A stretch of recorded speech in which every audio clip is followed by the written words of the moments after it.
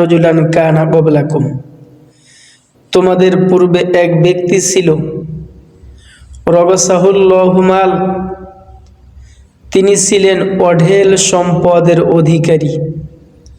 ফাকালা লিবানিহি লাম্মা হুদির, তিনি তার সমস্ত সন্তানদেরকে ডাক দিলেন,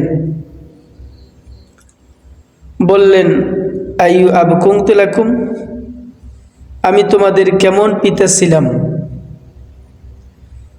সন্তানেরা বলল, ক্বালু খায়রা আবি, আপনি আমাদের উত্তম পিতা ছিলেন, খায়ের পিতা ছিলেন, ভালো পিতা ছিলেন। তিনি বললেন, ফাইন্নী আমাল গতু, তোমরা তো বলতেছো আমি তোমাদের ভালো পিতা ছিলাম, উত্তম পিতা ছিলাম, কিন্তু আমি জীবনে কোনো নেকের কাজ রেখে যেতে পারিনি। ফাইদা মুত্তু, আমি যখন মৃত্যুবরণ করব, ফাহরিকুনি সুম্মা আসহাকুনি সুম্মা দাররুনি ফি ইয়াউমিন আসিফ, আমার লাশটাকে জ্বালিয়ে পুড়িয়ে ছারখার করে দিয়ে প্রবল বাতাস যখন প্রবাহিত হবে, সেই বাতাসের মধ্যে ছাইগুলো তোমরা নিক্ষেপ করে দিবে। ফাফআলু, সন্তানেরা তাই করল।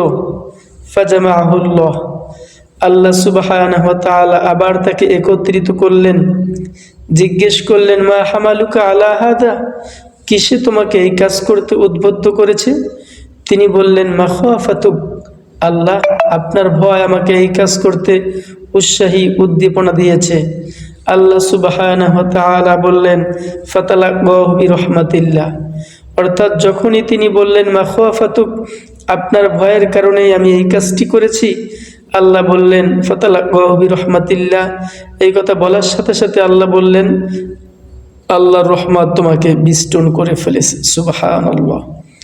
তাহলে ভাইয়েরা, আমরা এই হাদিস থেকে বুঝতে পারলাম, যদি আমরা অপরাধ করি, অন্যায় করি, এরপরে যদি হৃদয় থেকে অন্যায়গুলো ছেড়ে দিয়ে আল্লাহ সুবহানাহু ওয়া তাআলাকে ভয় করি, তার আযাব এবং শাস্তি পরকালকে আমরা ভয় করি এবং অন্যায় কর্ম থেকে ফিরে আসি, অবশ্যই আল্লাহ সুবহানাহু ওয়া তাআলা আমাদেরকে ক্ষমা করে দিবেন ইনশাআল্লাহ।